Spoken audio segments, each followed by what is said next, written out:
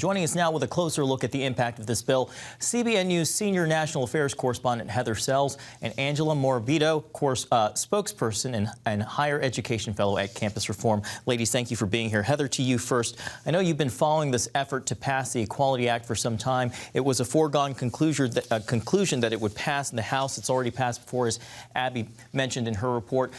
Heather, what do you anticipate, though, when it comes to the Senate? Right, and that's a big question now because of the makeup of the Senate.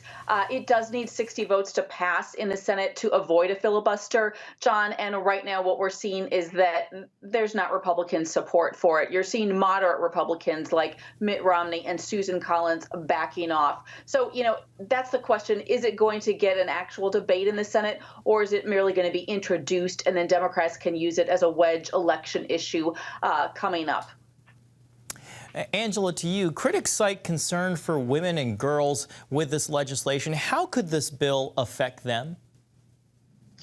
This bill has the potential to devastate women's sports. I mean, we want everyone to play the game, but we want everyone to play fairly, quite literally on a level playing field.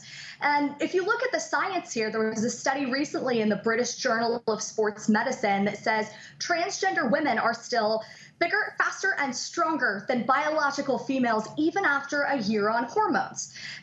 And the effects here are immeasurable, but if we were to try to measure it in terms of scholarship opportunities, the NCAA grants about $2 billion in scholarships every year, and for the average athlete, their scholarship is about $18,000 annually. So this could literally cost high school athletes quite a bit. We are talking about that, Angela, in the abstract. Do you have any specific examples where it actually has played out in reality or is playing out and hurting women in sports?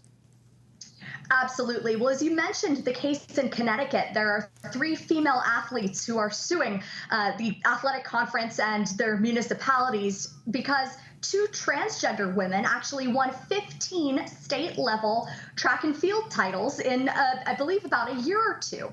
So these 3 girls who were at the top of their game, they had worked virtually their whole lives to excel in their sport.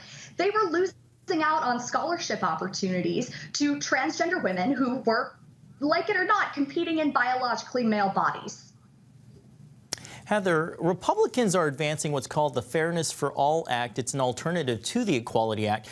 Heather, is there any way to address both civil rights for LGBTQ Americans while also still respecting religious freedom? Right. I think what's interesting about Fairness for All is it is perhaps a model for going forward, John, and we don't have that with the Equality Act. Fairness for All is giving LGBT Americans civil rights, but it is also providing religious liberty protection. A lot of conservatives say it's not providing enough religious liberty protection, but it could be a template, if you will, for going forward. Heather, and real quick question, a follow-up for you. We've seen the business community really rally behind this bill. Apple, for example. How much pressure do you think they're going to put on Republicans in the Senate because of their close relationship with the business community?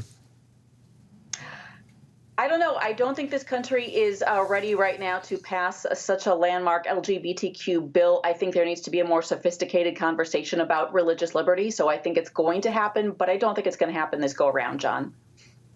All right. Heather Sells and Angela Morabito, thank you so much for being with us and extending more information on this important topic.